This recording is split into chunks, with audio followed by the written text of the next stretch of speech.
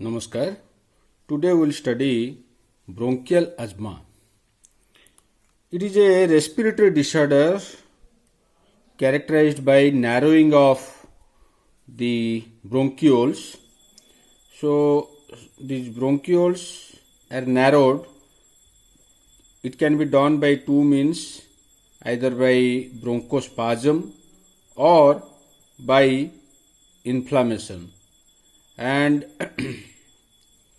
this can be of two types, extrinsic or allergic, where a family history of allergy is there and the antibody immunoglobulin E is raised in the blood.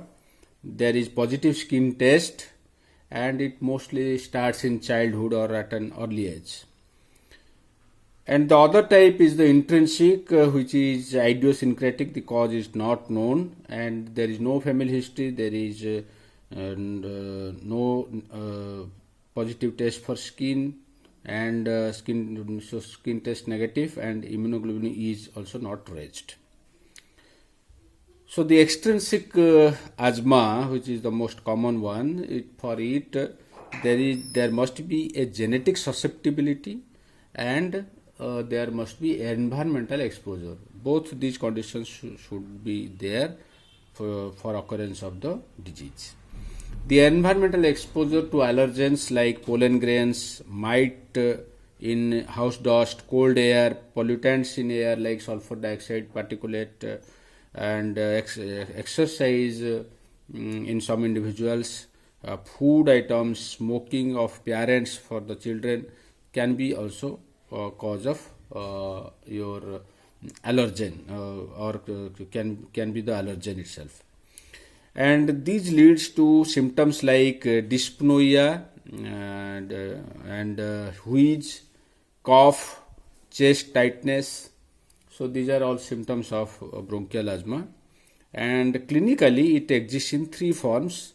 Episodic form, that is the mild asthma and mostly caused by the allergen and characterized by bronchospasm, and the chronic form, which is the moderate form of the asthma, and it is chronic obstructive pulmonary disease or asthma bronchitis emphysema syndrome. So this is characterized by inflammation.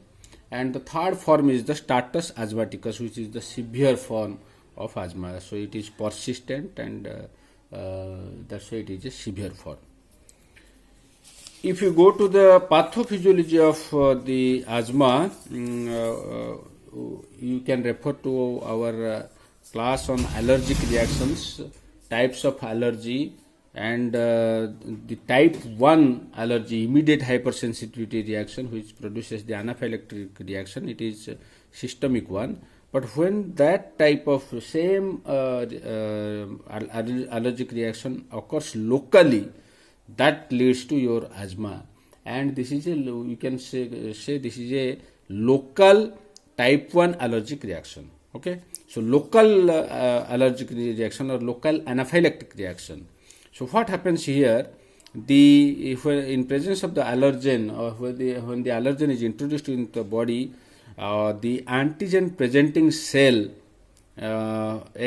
expresses that allergen and on its surface, and it expresses major histocompatibility complex 2 on its surface, which is recognized by the CD4 T lymphocyte. So this MHC2 is recognized by CD4, and then there will be formation of the T helper 2 cells, and these T helper 2 cells produce a number of cytokines, and when it produces interleukin 4, it activates the B lymphocytes to produce the antibody, and here the antibody is the immunoglobulin E, and this immunoglobulin E acts on the mast cells. The mast cell has a receptor for the immunoglobulin E, and these immunoglobulin E are expressed on the mast cells now, or are bound to the mast cell surface now, and then the allergen binds to the immunoglobulin E present over the surface of mast cell.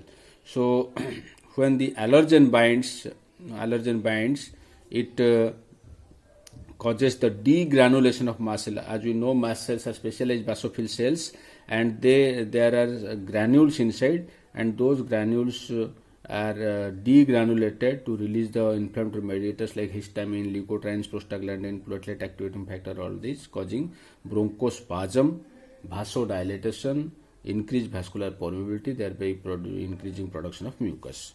So bronchospasm, this is a result of the early phase. Within 15 to 30 minutes, this reaction occurs. And in the late phase, there will be influx of eosinophils, neutrophils, macrophages to the site, and it occurs after 4 to 6 hours. So it is late phase, and eosinophils release a number of proteins like eosinophil major basic protein, eosinophil cationic protein, which cause bronchial hyperresponsiveness, airway irritation, and epithelial damage. And macrophages release mediators like platelet derived growth factor, basal fibroblast growth factor, and neutrophils cause phagocytosis. So overall, there will be bronchial hyperresponsiveness, mucus secretion, and pulmonary edema leading to bronchial inflammation. So bronchospasm is the early phase reaction to the allergen, and bronchial inflammation is the late phase reaction to the allergen. So what we can do, we can provide either bronchodilators to counter the bronchospasm, or we can use anti-inflammatory drugs. So non-pharmacologically means without drugs, we can avoid respiratory irritants, we can eliminate the trigger factor, including allergen and upper respiratory tract infection. We can do those type of physical exercise which does not induce your asthma, like swimming, and we can also provide some psychological treatment to help the patient, to counsel him that not to worry, and you will get relieved from this. Then pharmacological treatment is the treatment using drugs, and two things are there: bronchodilator and anti-inflammatory drugs. So in the bronchioles, so there can be bronchoconstriction or bronchial inflammation. And in bronchioles, as far as autonomic nervous system is concerned, only parasympathetic innervation is there and no sympathetic innervation is there. And because of this, the body is not able to maintain the equilibrium in case of any stimuli causing bronchoconstriction. So here, the parasympathetic innervation causes bronchoconstriction, and the neurotransmitter is acetylcholine, receptor is M3, and there is no sympathetic innervation. However, beta 2 receptors are present in the bronchioles, and because of that, exogenously we can give beta 2 agonist. So on administration of beta 2 agonist, that will cause bronchial smooth muscle relaxation, leading to bronchodilation. So this is the effect, and we can use specific beta 2 agonist or non-selective beta agonist also to do that. And beta 2 is a G protein coupled receptor which is linked to your adenylate cyclase. So the effector is the enzyme adenylate cyclase here, which converts ATP to cyclic AMP, and cyclic AMP is responsible for the bronchial smooth muscle relaxation. And cyclic AMP is degraded by the enzyme phosphodiesterase, and there are different phosphodiesterases, out of which in bronchial smooth muscle we have phosphodiesterase 4. So we can use PDE inhibitors or PDE4 inhibitors specific, and increase the level of cyclic AMP, which will cause bronchodilation. So in bronchodilators we can have selective beta 2 agonist, non-selective beta 2 agonist, and PDE inhibitors. And there is also another one, due to beta 2 stimulation, there is also opening of potassium channel, and opening of potassium channel causes hyperpolarization, and that hyperpolarization also relaxes the bronchial smooth muscles and causing bronchodilation. So some potassium channel openers are also in use for nocturnal asthma, but whether it is only this bronchodilatory action or some anti-inflammatory action is there, that is not clear till date. Again, since parasympathetic innervation causes your bronchoconstriction, we can use anticholinergic drugs which will act as bronchodilators. So this is all about your bronchodilators. So the classification is there: selective beta 2 agonist, non-selective beta 2 agonist. Selective beta 2 agonist again can be short-acting, long-acting, and then PD inhibitor non-specific, PD4 inhibitor, and the anticholinergics. Then we will have the anti-inflammatory drugs, and anti-inflammatory drugs can act in this way. Here we can see the glucocorticoids inhibit the production of the interleukins and inhibit the influx of eosinophil, neutrophil, and macrophages. And in addition to that, glucocorticoids also stimulate the lipocortin and inhibit the phospholipase A2, and because of that there is no production of arachidonic acid. And arachidonic acid, by the action of COX and LOX, several mediators are produced, and these COX pathway you can refer to our anti-inflammatory drugs class or video. There you can see. Here let me say that arachidonic acid by 5-lipoxygenase enzyme action produces HPETE, hydroperoxyeicosapentaenoic acid, which produces leukotriene A4. Then it produces leukotriene B4 and leukotriene C4, D4, E4. All these are cysteine leukotrienes, and cysteine leukotrienes act on cysteine leukotriene receptor, causing bronchoconstriction and asthma. So we can give cysteine leukotriene receptor antagonists like montelukast, zafirlukast, and we can inhibit 5-lipoxygenase by Xyluton. So these are all leukotriene modifiers.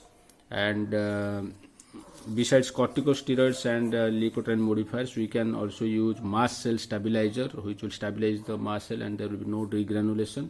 And we can use specific antibody to immunoglobulin E in the form of omalizumab. We can inhibit the actions of histamine and PAF, platelet activating factor, using ketotifen. So all these drugs will be coming under anti-inflammatory drugs, glucocorticoids, leukotriene modifiers, mast cell stabilizers, and all other under miscellaneous.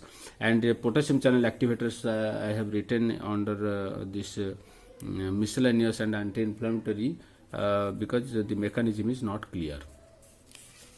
Then so how we can manage this bronchial asthma, and if it is mild asthma, then we can provide inhaled short-acting beta 2 agonist, and if it is COPD, then that is chronic obstructive pulmonary disorder, then we can use inhaled corticosteroid plus long-acting beta 2 agonist, or oral beta 2 agonist, or PD inhibitor, leukotriene modifiers, inhaled sodium chromoglycate, etc. And in status asthmaticus, we can use all these drugs used in COPD along with oral corticosteroids. And in any of these forms, if there is acute attack, we can use nebulizer and we can use beta 2 stimulants. We can administer adrenaline subcutaneously. We can administer intravenously aminophylline. So this is all about bronchial asthma. Thank you.